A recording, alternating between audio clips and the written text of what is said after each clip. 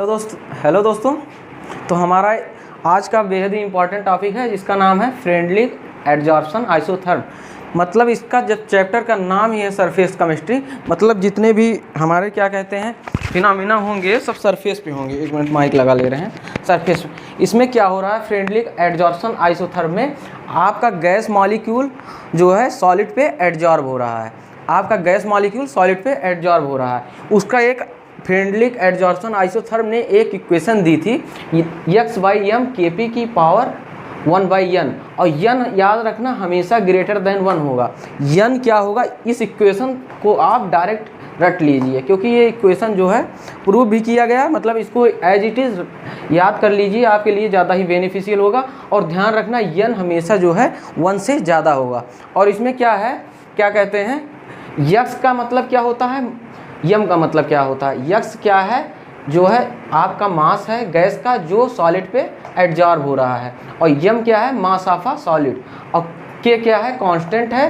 Friendly जो भी आपका है ये कांस्टेंट है। पी क्या है, प्रेशर और उसकी पावर 1/n। इसको एज इट इज लर्न कर लीजिए। अब देखिए इस पे एक इम्पॉर्टेंट बात है, ये ग्राफ मान लीजिए हमारा x/m वर्सेस प्रेशर। समझे कितना मास गैस का एडजॉर्ब हो रहा है, उसका जो है प्रेशर की मतलब जो है प्रेशर से ग्राफ देखते हैं। अब देखिए लो प्रेशर पे हमारा क्या होता है, मॉडरेट प्रेशर पे क्या कंडीशंस होती हैं और हाई प्रेशर पे क्या कंडीशन होती हैं। तीनों में डिफरेंट कंडीशंस आती हैं। अब देखिए आपका लो प्रेशर कंडीशन में आपका स्ट्रेट लाइन कर्व देखिए जाता हुआ आपको दिख रहा है। स्ट्रेट लाइन कर्व मतलब जितना गैस एडजॉर्ब, जितना प्रेशर डाल रहे हैं उतना ही गैस एडजॉर्ब हो रहा है। उसके बाद क्या कर रहा है, आपका डिक्रीज कर रहा है थोड़ा थोड़ा मॉडरेट प्रेशर पे आपका थोड़ा थोड़ा गैस का एडजॉर्प्शन जो है डिक्रीज। और मान लीजिए आपका प्रेशर मतलब जैसे जैसे बढ़ा रहे हैं आपका गैस का एडजॉर्प्शन क्या हो रहा है, घट रहा है। अब मान लीजिए प्रेशर एकदम हाई कर दिए, ये एकदम हाई प्रेशर रीजन है, इसमें एकदम हाई प्रेशर पे ये जो हमारा गैस फ्रेंडली एडजॉर्प्शन आइसोथर्म ये जो भी चीज़ें हैं वैलिड ही नहीं होंगी। अब हम जो है ये हमारा सिंपल सी बात था, क्या x/m = Kp की पावर 1/n, और n is always greater than 1। क्या ध्यान देने वाली बात है, लो प्रेशर रीजन पे हमारा एक स्ट्रेट लाइन कर्व बनता है, क्या x/m वर्सेस p। मतलब जो है गैस का एडजॉर्प्शन लो प्रेशर रीजन में क्या करता है, आपका क्या कर रहा है, बढ़ रहा है। जितना प्रेशर बढ़ रहा है लो प्रेशर में उतना क्या है, गैस का एडजॉर्प्शन हो रहा है। थोड़ा सा हम क्या कर रहे हैं, प्रेशर को धीरे धीरे इंक्रीज कर रहे हैं। अब मॉडरेट प्रेशर रीजन में हमारा क्या हो रहा है, गैस का जो एडजॉर्प्शन है जो है सॉलिड पर, गैस का एडजॉर्प्शन सॉलिड पर क्या हो रहा है, घट रहा है। और हाई प्रेशर पे तो ये वैलिड ही नहीं है। ये ग्राफ जो हमारा दिए हैं फ्रेंडली एडजॉर्प्शन आइसोथर्म ये वैलिड ही नहीं है। ये सिंपल सा कॉन्सेप्ट है। हमारा मेन जो है उद्देश्य जो है, हमारा पर्पस क्या है, मेनली क्या है, एनसीईआरटी का आपका मेन कोर पॉइंट और एग्जाम हम प्रीवियस ईयर सारे क्वेश्चन भी देख चुके हैं। बोर्ड के पॉइंट ऑफ व्यू से या किसी भी एग्जाम के पॉइंट ऑफ व्यू से आप देख सकते हैं। इससे बाहर जो है आपके लिए जो है एनसीईआरटी, इसको आप वीडियो देख लीजिए ताकि आपका कम से कम समय वेस्ट हो, और जो है वीडियो देखने के बाद एनसीईआरटी की एक एक लाइनें आपको समझ में आएंगी। अब आते हैं कैटलिस्ट। अब कैटलिस्ट बहुत लोगों के दिमाग में आता है कि कैटलिस्ट तो रिएक्शन है, प्रोडक्ट है, मतलब रिएक्शन को फास्ट कर देता है। ऐसा बिल्कुल नहीं है। कैटलिस्ट दो तरह के होते हैं, एक होता है पॉजिटिव कैटलिस्ट, एक होता है निगेटिव कैटलिस्ट। पॉजिटिव कैटलिस्ट क्या करता है, मेनली जो है हमारा रिएक्टेंट से प्रोडक्ट जाने तक जो बीच का एनर्जी गैप होता है उसको बोलते हैं, वो मिनिमम एनर्जी जो रिएक्टेंट से प्रोडक्ट में कन्वर्ट हो जाए उस एनर्जी को बोलते हैं एक्टिवेशन एनर्जी। तो हमारा एक्टिवेशन एनर्जी ही डिक्रीज कर देता है कौन, पॉजिटिव कैटलिस्ट। तो पॉजिटिव कैटलिस्ट का यही काम है। और कैटलिस्ट का एक अच्छा डिफिनीशन, सुइटेबल डिफिनीशन ये बोल सकते हैं कि ये रिएक्शन की रेट को बदल देते हैं। मतलब समझ रहे हैं, रिएक्शन की रेट को बढ़ा भी सकते हैं और घटा सकते हैं डिपेंडिंग ऑन कौन सा कैटलिस्ट आप ले रहे हैं, निगेटिव कैटलिस्ट ले रहे हैं कि पॉजिटिव कैटलिस्ट ले रहे हैं। फिर से बता दे रहे हैं, पॉजिटिव कैटलिस्ट क्या करता है, एक्टिवेशन एनर्जी को घटा देता है। एक्टिवेशन एनर्जी क्या होता है, वो मिनिमम एनर्जी जो रिएक्टेंट से प्रोडक्ट में कन्वर्ज होने के लिए चाहिए। अब देखिए, अब आते हैं हमारा होमोजीनियस हेट्रोजीनियस कैटलिस्ट। होमोजीनियस और हेट्रोजीनियस कैटलिस्ट में सिंपल सी बात है, अगर आपका रिएक्टेंट, प्रोडक्ट, कैटलिस्ट तीनों सेम फेज में हो, मतलब अगर गैस है तो गैस फेज में हो, लिक्विड है लिक्विड के फेज में हो, समझ रहे हैं, सॉलिड हो तो सॉलिड के फेज में हो। तो ये सारी चीज़ें जो हैं अगर ये हो रही हैं तो ये आपका होमोजीनियस है। मान लीजिए आपका रिएक्टेंट क्या है, गैसियस फेज में है, प्रोडक्ट क्या है, लिक्विड फेज में है, रिएक्टेंट क्या है, सॉलिड फेज में है। तो इस तरह के कैटलिस्ट को क्या कहते हैं, हेट्रोजीनियस कैटलिस्ट। अब देखिए कैटलिस्ट में भी इंपॉर्टेंट कैटलिस्ट होता है आपका एंजाइम कैटलिस्ट। मान लीजिए एंजाइम कैटलिस्ट के बारे में एनसीईआरटी को हमें ध्यान से देखना है, एंजाइम कैटलिस्ट दिया गया होगा। एंजाइम कैटलिस्ट जो किसी जो पार्टिकुलर जो है रिएक्शन को या जो है प्रोसीड करे, पार्टिकुलर रिएक्शन को प्रोसीड करे, मतलब रिएक्टेंट को मतलब समझ रहे हैं, सबस्ट्रेट मॉलिक्यूल से जुड़कर जो है प्रोडक्ट में कन्वर्जन कर दे।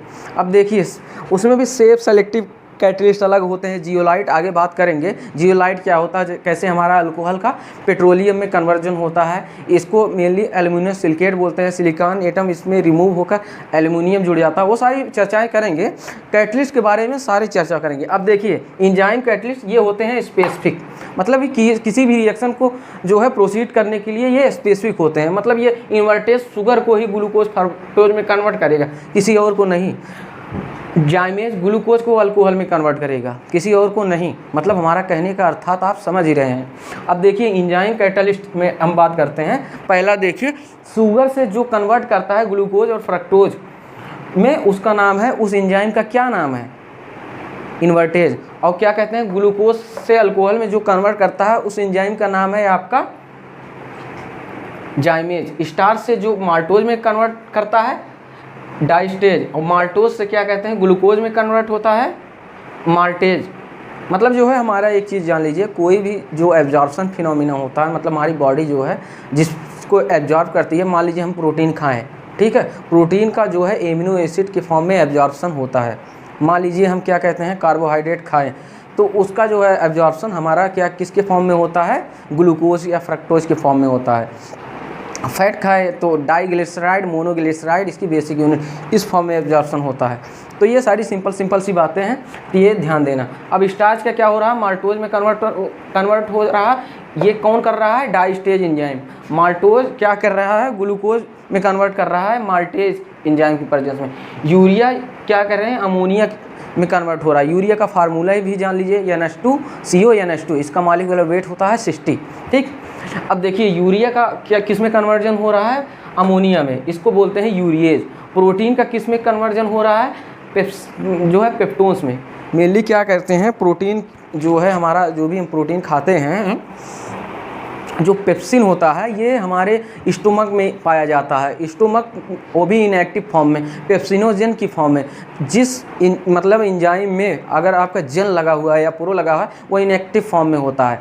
अब क्या करता है, हमारे स्टोमक में HCl सीक्रेट होता है, हाइड्रोक्लोरिक एसिड। इसका pH बहुत ज़्यादा ही कम होता है, 1.8। अब देखिए हाइड्रोक्लोरिक एसिड किसको एक्टिव कर देता है, पेप्सिनोजन को पेप्सिन में कन्वर्ट कर देता है। और पेप्सिन क्या करता है, हमारा प्रोटीन को पेप्टोन्स में कन्वर्ट कर देता है, और उसका फर्दर हाइड्रोलिसिस कराएंगे, मतलब H2O से रिएक्शन कराएंगे, तो ये एमिनो एसिड में कन्वर्ट हो जाता है। क्योंकि हमारी बॉडी लास्ट में जो है एब्जॉर्प्शन जो फिनोमिना होता है, वो एमिनो एसिड के फॉर्म में ही प्रोटीन को एब्जॉर्ब कर सकती है। अब देखिए मिल्क क्या कहता है, कर्ड में किसके थ्रू कन्वर्ट होता है, लैक्टोबैसिलस जो है बैक्टीरिया होता है। अब देखिए एक सिंपल कॉन्सेप्ट आपको बता देना चाहता हूँ। मिल्क जो है हमारा, मिल्क को कर्ड में कंपेयर करें तो कर्ड हमारे लिए ज़्यादा बेनिफिशियल है। क्यों?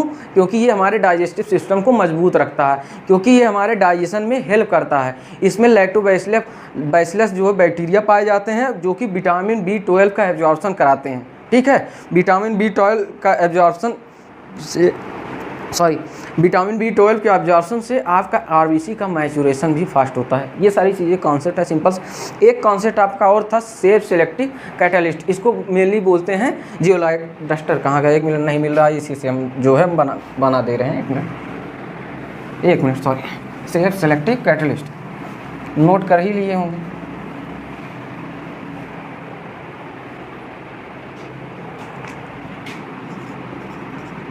सेफ सेलेक्टिव, नोट कर लीजिए, सेलेक्टिव कैटलिस्ट, इसको बोलते हैं जियोलाइट।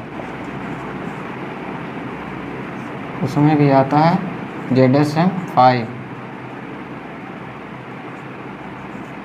अब ये क्या करता है, ध्यान देने वाली बात है, ये क्या करता है, हम जो ZSM-5 है प्रीवियस ईयर में हर एग्ज़ाम में पूछा जाता है। क्या करता है, अल्कोहल को गैसोलीन में कन्वर्ट कर देता है, गैसोलीन में कन्वर्ट कर देता है। इसको हम पेट्रोल भी कह सकते हैं, ठीक।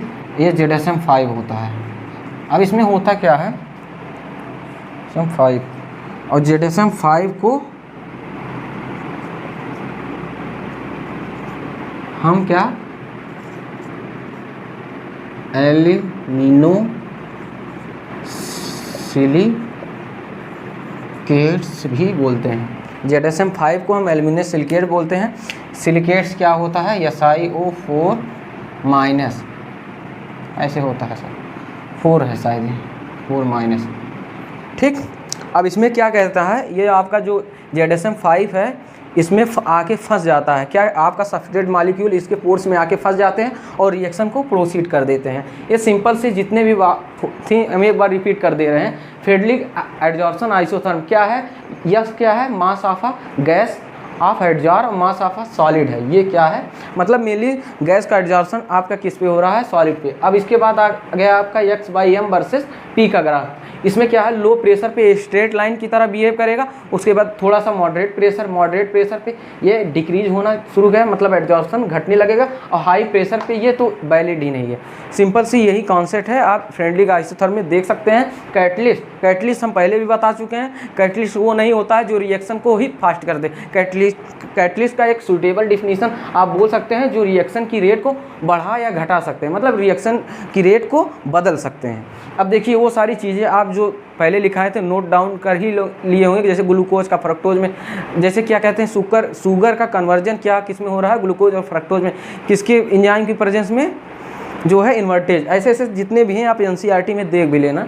क्या कहते हैं, सेल्फ सेलेक्टिव कैटलिस्ट जियोलाइट क्या ZSM-5 होता है। मान लीजिए ZSM-5, यहाँ 5 नहीं लिखे हैं, 5 लिख लीजिएगा, इसको रफली ऐसे लिख दिए हैं।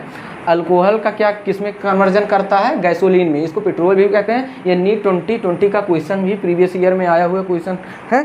और इसको जो है ZSM-5 को एल्यूमिनो सिलिकेट भी बोलते हैं। इसमें क्या कहते हैं, इसके पोर्स में आके आपके क्या सब्सट्रेट मॉलिक्यूल आके फंस जाते हैं और क्या कहते हैं, रिएक्शन को फॉरवर्ड कर देते हैं, प्रोसीड कर देते हैं। सिंपल सी बातें थी। ऐसे ऐसे हमारा सरफेस केमिस्ट्री का 4 या 5 पार्ट में छोटे वीडियो में हमारा पूरा सरफेस केमिस्ट्री खत्म हो जाएगा, और एक क्विक रिवीजन का वीडियो रखेंगे जिसमें आपका पूरा ओवरऑल सरफेस केमिस्ट्री खत्म कर देंगे। लगभग 15 से 20 मिनट का अप्रॉक्स रहेगा। क्या कहते हैं, अब देखिए, अब जो भी है आप चैनल पे बने रहिए, और आपको पसंद है तो लाइक शेयर एंड सब्सक्राइब कर दीजिए, और ना पसंद हो तब भी कर दीजिए यार, इसमें कौन सा पैसा जा रहा है। ठीक, धन्यवाद।